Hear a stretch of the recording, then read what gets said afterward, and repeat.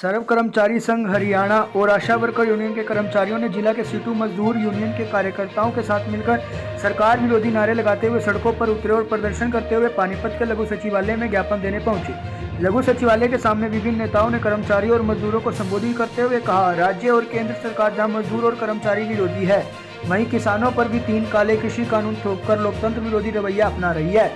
आज पानीपत जिले के सर्व कर्मचारी संघ के कर्मचारियों के साथ मिलकर आशा वर्कर यूनियन के कर्मचारियों और सीटू के मजदूरों ने मिलकर सरकार के विरुद्ध नारे लगाते हुए सड़कों पर प्रदर्शन किया और साथ में लघु सचिवालय में पहुंचकर सरकार की नीतियों के विरुद्ध धरना प्रदर्शन कर अपनी मांगों का ज्ञापन सौंपा। प्रदर्शनकारियों को संबोधित करते हुए आशा वर्कर की जिला प्रधान ने कहा, एक तरफ बॉर्डर पर हमारे किसान है तो दूसरी तरफ हमारे जवान है। सरकार के तानाशाही रवैये के खिलाफ आज यह पूरा आवाम किसान के साथ खड़ा है। वहीं सीटू के जिला प्रधान सुनील दत्त ने कहा कि 3 मुद्दों को लेकर के हम प्रदर्शन कर रहे हैं कि किसान आंदोलन के समर्थन में लोग मांग कर रहे हैं कि इन 3 काले कानूनों को सरकार वापस ले, नए बनाए गए श्रम कानूनों को सरकार खत्म करे और बिजली बिल 2020 को सरकार वापस ले, विभागों का निजीकरण बंद करे। इन सभी मांगों को लेकर आज यह प्रदर्शन किया गया है और घेराव किया जा रहा है।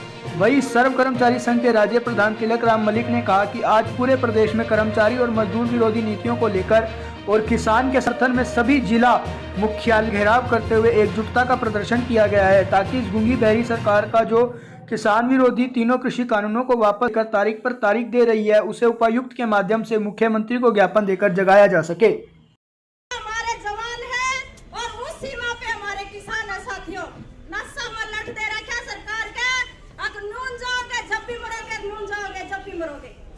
तो सरकार की इस तानाशाही रवैये के खिलाफ आज ये पूरा आवाम किसान के साथ में खड़ा है कि देश बेचन का ठेका मोदी तना ठा लिया, देश बेचन को नहीं देवा।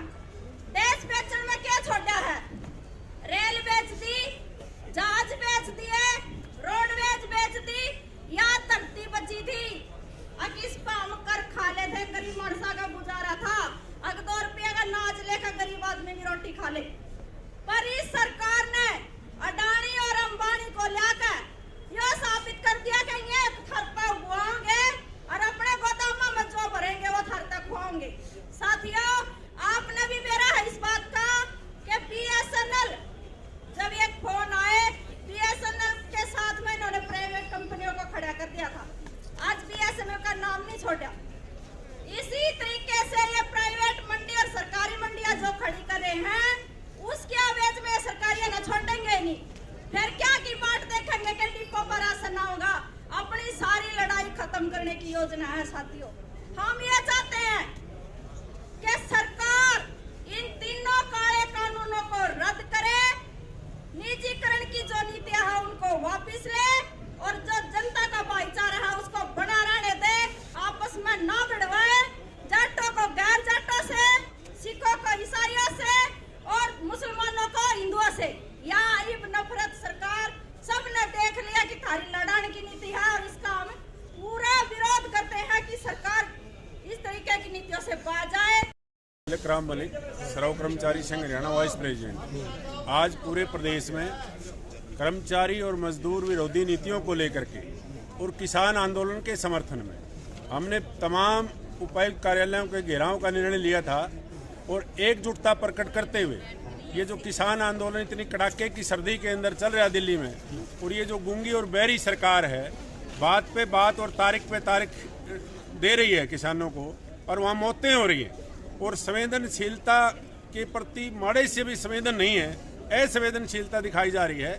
आज पूरे प्रदेश में कर्मचारी और मजदूरों ने अपनी मांगों को लेकर के और किसानों के जो 3 काले कानून हैं उनको रद्द करवाने की मांग को लेकर के उपायुक्त कार्यालयों का घेराव करके उपायुक्त के माध्यम से हरियाणा के मुख्यमंत्री को ज्ञापन सौंपेंगे। क्या सुप्रीम कोर्ट की मांग माननी चाहिए? सुप्रीम कोर्ट जो फैसला करता है वो माना जाना चाहिए सबको। सुप्रीम कोर्ट का फैसला तो सिरमत है, लेकिन जो सरकार है वो अपनी कल सुप्रीम कोर्ट ने झाड़ मारी है केंद्र की सरकार के ऊपर।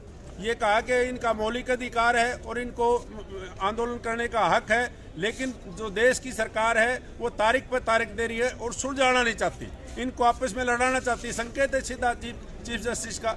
लेकिन चीफ जस्टिस के द्वारा दिया फैसला तो माना जाएगा? नहीं, मानने को तैयार है बिल्कुल पूरी तरह से, लेकिन प्रदेश की जो हमारी मांग है खट्टर सरकार के खिलाफ, उसके ऊपर तो हम संघर्षरत हैं। आज आप देखोगे तमाम प्रकार के कच्चे कर्मचारियों की छटनी की जा रही है, जो 10-10 साल से सेवा में, किसी कर्मचारी को पक्का नहीं किया इस सरकार ने। अब नए नए पत्र जारी कर रहे, कोरोना की आड़ में आप देखोगे एक पत्र जारी कर दिया, वरिष्ठता सूची खत्म और टेस्ट दो और प्रमोशन लो। इसी प्रकार एक्स ग्रेशिया पॉलिसी हमने लागू कराई थी, उसमें कंडीशन लगा दी कि 52 साल से पहले मरना पड़ेगा, 5 साल की सेवा पूरी होने के बाद मरना पड़ेगा, तब आपके बच्चों को नौकरी मिलेगी। एक पत्र जारी कर दिया कि आपको एनुअल इंक्रीमेंट तब मिलेगी जब आप टेस्ट पास कर लोगे। एक पत्र और जारी कर दिया कि एसीपी जब मिलेगी जब आप टेस्ट पास कर लोगे। तरह तरह की शर्तें थोपी जा रही है। एक विभाग बना दिया कि पोस्टों को मिनिमाइज करो, सर्विस रूल में अमेंडमेंट तब होगी तब इनको पोस्टों को घटा दोगे आप। तो जिन बच्चों के हम लाड लड़ा के स्वाते तड़के पीली मोटर में बिठाते हैं उनका भविष्य अंधकार में है। आरएसए के तहत 5वीं तक के स्कूलों में टीचर नहीं होंगे, एनजीओ पढ़ाएंगे, आंगनबाड़ी वर्कर पढ़ाएंगी।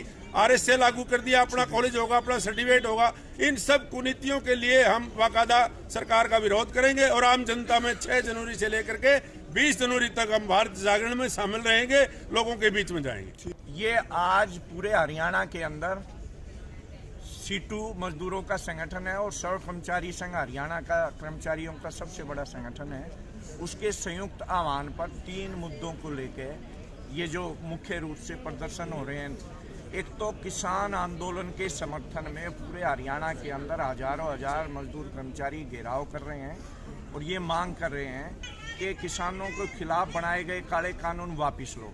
इसी तरह से 44 जो श्रम कानून थे मजदूरों के लिए, उसी सितंबर महीने में जिस टाइम किसानों के खिलाफ काले कानून इन्होंने पास किए संसद में, उसी सप्ताह के अंदर 44 श्रम कानून खत्म करके 4 लेबर कोड बड़े कारपोरेट अडानी अंबानी के लिए जैसे किसानों के खिलाफ बढ़ाए, ऐसे ही मजदूरों के खिलाफ बढ़ाए।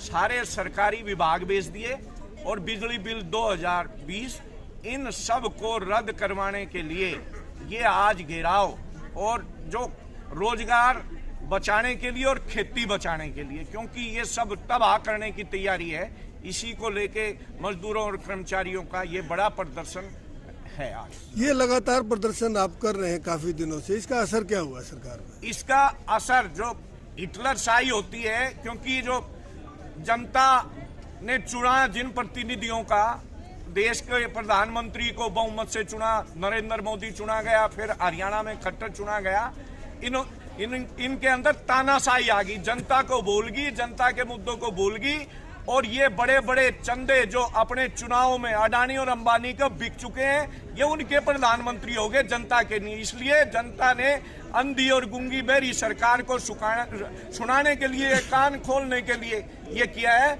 और अब तो सरफरोशी की तमन्ना अब हमारे दिल में है, देखना है जोर कितना बाजुए कातिल में।